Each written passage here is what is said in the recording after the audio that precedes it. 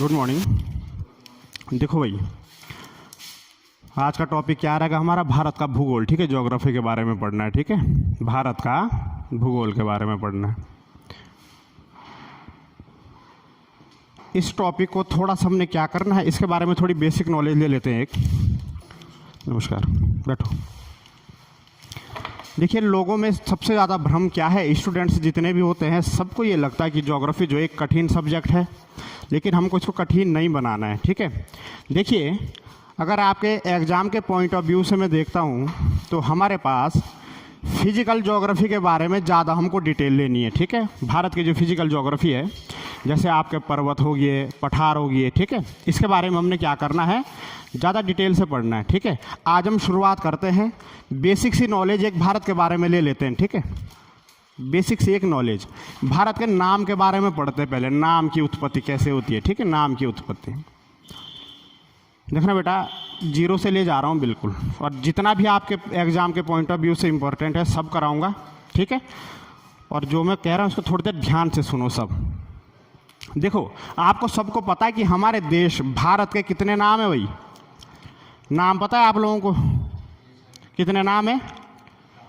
4 नाम है। ठीक है, कौन कौन से नाम है? सबसे प्राचीन जो भारत का नाम है, इसको बेटा आर्यव्रत कहा जाता है। क्या कहा जाता है भाई? आर्यव्रत कहा जाता है। ठीक है, जैसा आपने रामायण महाभारत वगैरह में देखा होगा, है ना, उसमें क्या बोला जाता है? आर्यव्रत कहा जाता है। जितने भी हमारे महाकाव्य, वैदिक साहित्य है, सब में भारत का जो प्राचीन नाम है वो आर्यव्रत के रूप में हमको देखने को मिलता है। दूसरा एक इसका नाम आता है जो भारत को ईरानियों ने दिया था। ईरान सबको पता है, इसको पहले फारस कहा जाता था बेटा। ठीक है, फारस के जो लोग थे ये भारत के साथ जब व्यापार किया करते थे, व्यापार करते समय बीच में आपको पता है इस क्षेत्र में एक नदी पड़ती है जिसको क्या कहा जाता है? सिंधु नदी कहा जाता है। सिंधु नदी को ये क्या करते थे? उच्चारण दोष के कारण सिंधु को ये हिंदू कहते थे बार बार, और ये हिंदू क्या बन गई? ये हिंदू के नाम पर ही हमारे देश का नाम सर क्या पड़ गया? हिंदुस्तान पड़ गया। तो यानी कि ध्यान रखना है आपको। हमको ये लगता है कि हमारा जो देश का नाम है हिंदुस्तान, ये हिंदू धर्म के नाम पर है। नहीं, ये केवल उच्चारण दोष के नाम पर है। धर्म की अगर मैं बात करता तो हमारा धर्म हिंदू नहीं, हमारा धर्म क्या है? सनातन है, सनातनी धर्म है हमारा। ठीक है, ध्यान रखना। फारस के कारण क्या हमको नाम मिलता है सर? हिंदुस्तान हमको नाम मिलता है। अगर मैं एक और बात करूं, एक भारत के बहुत ही प्रतापी सम्राट हुए थे राजा भरत। भरत का नाम सुना है आप लोगों ने? ठीक है, महाभारत में इनका वर्णन देखने को मिलता है।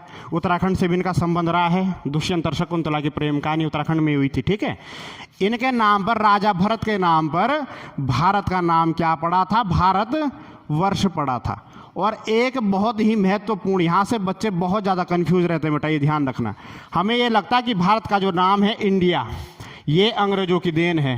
ध्यान रखना, हमको क्या लगता है? सभी को ये लगता है कि भारत को इंडिया किसने कहा? अंग्रेजों ने कहा, जो कि बेटा गलत है। भारत को इंडिया नाम बहुत महत्वपूर्ण किसने दिया था? यूनानियों ने दिया था। किसने दिया था सर? यूनानियों ने भारत को इंडिया नाम दिया था, क्योंकि जो यूनानी थे ये इस नदी को इंडस कहते थे, सिंधु नदी को, और इस इंडस के नाम पर ही क्या बन गया? इंडिया बन गया। और हमारे एक देश का नाम एक और क्या पड़ गया सर? इंडिया भी पड़ गया। ध्यान रखना, 4 महत्वपूर्ण नाम है। प्रश्न पूछ लेता बहुत बार। ठीक है, भारत के कितने नाम हैं?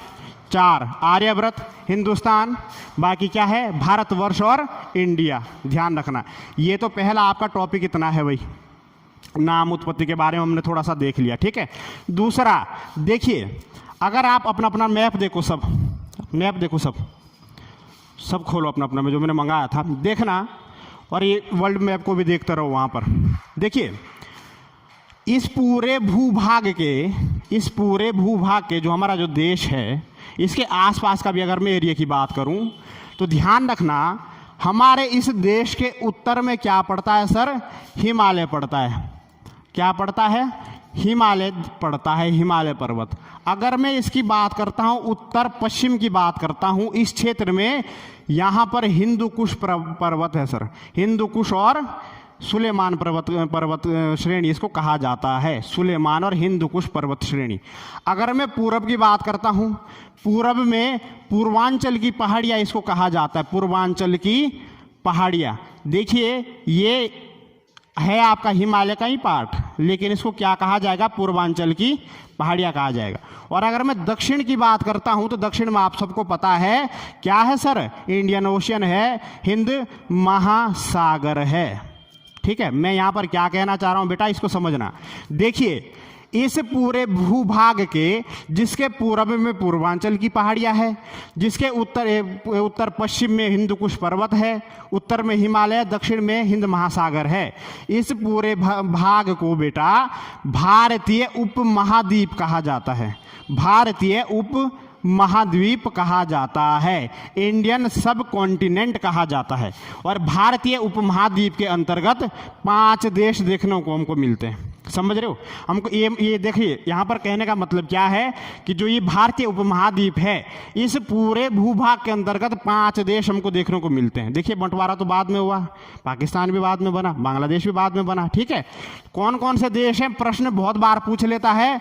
भारतीय उपमहाद्वीप के अंदर सबसे पहले आपका भारत आएगा, ये तो कॉमन सी बात है। ठीक है, दूसरा क्या है, दूसरा सर पाकिस्तान है। पाकिस्तान भी क्या है, भारतीय उपमहाद्वीप का हिस्सा है। बांग्लादेश है, ठीक है, बांग्लादेश हो गया, आपका क्या हो गया, भूटान हो गया, और आपका क्या हो गया सर, नेपाल हो गया। ये 5 क्या है, भारतीय उपमहाद्वीप के अंतर्गत आने वाले प्रमुख देश हैं। समझ रहे हो नहीं समझ रहे हो, तो आपको ये ध्यान रखना है, भारत के अंदर, भारत क्या है, एक उपमहाद्वीप है। लेकिन अब क्या हो चुका है वर्तमान समय में, ये सारी चीज़ें क्या है, अब यहाँ से पाकिस्तान अलग हो गया है, बांग्लादेश अलग है, नेपाल तो पहले ही अलग था। तो ये सारी चीज़ें जो है, ये अब केवल हमको जिसके बारे में पढ़ना है बेटा, वो हमको अपने महान देश भारत के बारे में ही पढ़ना है। ठीक है, देखिए, ग्लोब के बारे में आप सबको पता है भाई, ग्लोब तो सबने देखा है ना, ग्लोब तो सबने देखा है ना, देखा है भाई सौरभ, ग्लोब पता है ना, ग्लोब, ग्लोब तो सबको पता है क्या होता है।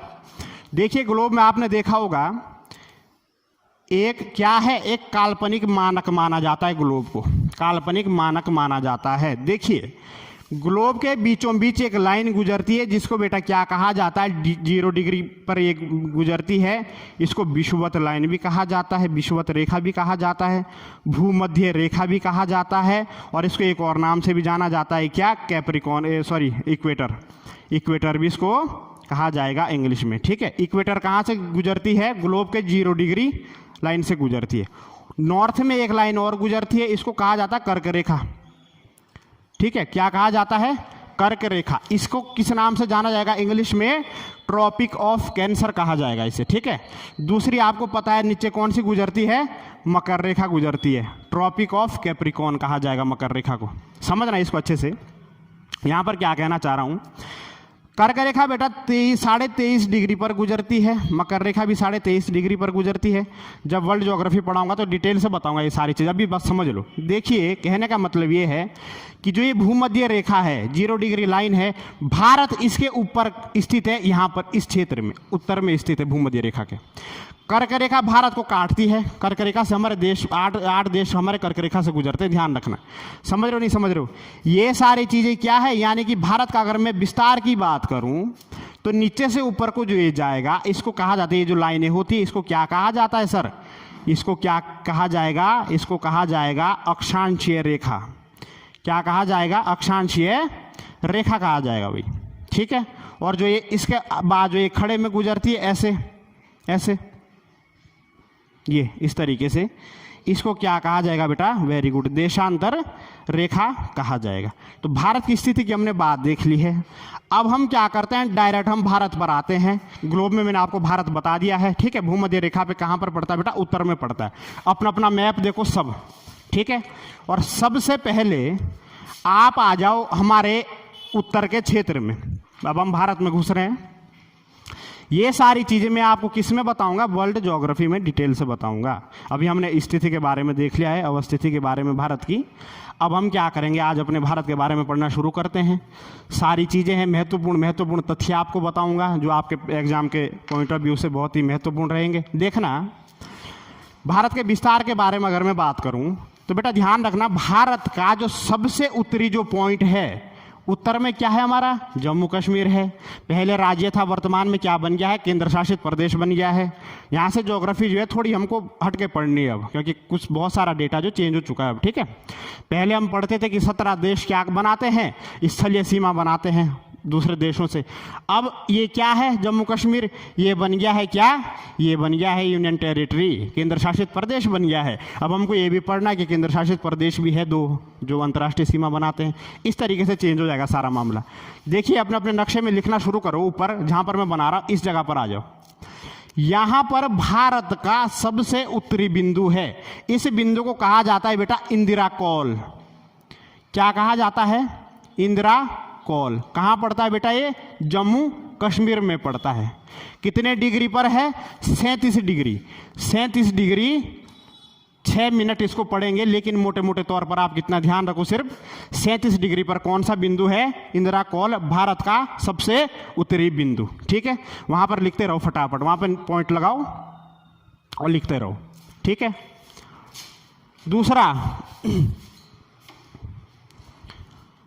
दूसरा देखो, अब सबसे नीचे आ जाओ, दक्षिणी बिंदु की अगर मैं बात करता हूं, ये देखो यहां पर आपको पता है तमिलनाडु के क्षेत्र में एक जगह पड़ती है जिसको कहा जाता है कन्याकुमारी, ठीक है। भारत का दक्षिणतम जगह है कन्याकुमारी। ध्यान रखना, कन्याकुमारी में एक जगह है सर, उस जगह का नाम क्या है, कैफ कमोरिन। कैफ कमोरिन भारत का दक्षिणतम बिंदु, क्या नाम है उसका, कैफ कमोरिन। भारत का दक्षिणतम बिंदु कहाँ पड़ता है, कन्याकुमारी में। ध्यान रखना क्या नाम है, कैफ कमोरिन, ठीक है। समझ आ रहा है कि नहीं आ रहा है भाई, लड़की आ रहा है समझ, पीछे आ रहा है भाई, सब समझ पूछ लेना बेटा जहाँ कोई डाउट होता है, ठीक है। देखिए ये सब चीज़ें जो है ना, ये पेपर में बहुत ज़्यादा पूछी जाती है। दक्षिणतम बिंदु, उत्तरी बिंदु, ये बहुत बार पूछा गया है, ठीक है, ध्यान रखना। देखिए यहाँ देखिए एक बार, यहाँ के मैप में भी देखिए, ये है बेटा आपका इंदिरा कॉल सबसे ऊपर, ये जो हल्का सा ऊपर दिख रहा है ना, सबसे नीचे हो जाएगा कन्याकुमारी का कैफ कमोरिन, ठीक है। हाँ दिख गया। अब आ जाओ आपके पूर्व में, आ जाओ अरुणाचल प्रदेश, पूर्व में आ जाओ अरुणाचल प्रदेश में। देखिए पूर्व में देखो, यहां पर अरुणाचल प्रदेश की एक जगह है, इसका नाम है बेटा किबिथु। क्या नाम है इसका, किबिथु। कहां पड़ती है, अरुणाचल प्रदेश में पड़ती है बेटा। भारत का पूर्वी बिंदु, इसको हम क्या कहेंगे, पूर्व कहेंगे। ये क्या हो जाएगा बेटा, पश्चिम हो जाएगा, उत्तर हो जाएगा, और ये क्या हो जाएगा, दक्षिण हो जाएगा। पूर्वी बिंदु का नाम क्या है, किबिथु। कहाँ पड़ता है, अरुणाचल प्रदेश में। जो हमारा पश्चिमी बिंदु है भारत का, यहाँ पर होगा बेटा, भारत का पश्चिमी बिंदु। इसको क्या कहा जाएगा बेटा, ये पड़ता है गुजरात में। गुजरात में एक जिला है जिसको कहा जाता है कच्छ कारण। कच्छ एक जिला है गुजरात का, वहां पर ये पड़ता है। इसका नाम है गोरमोता। गोरमोता कच्छ का रण, गुजरात। भारत का सबसे पश्चिमी बिंदु क्या हो जाएगा, गोरमोता कच्छ का रण, गुजरात। समझ आ रहा है कि नहीं आ रहा है ये सारी चीजें, ठीक है। हाँ बेटा,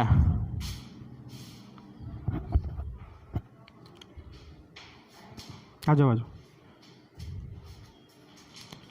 ठीक है, समझ गए।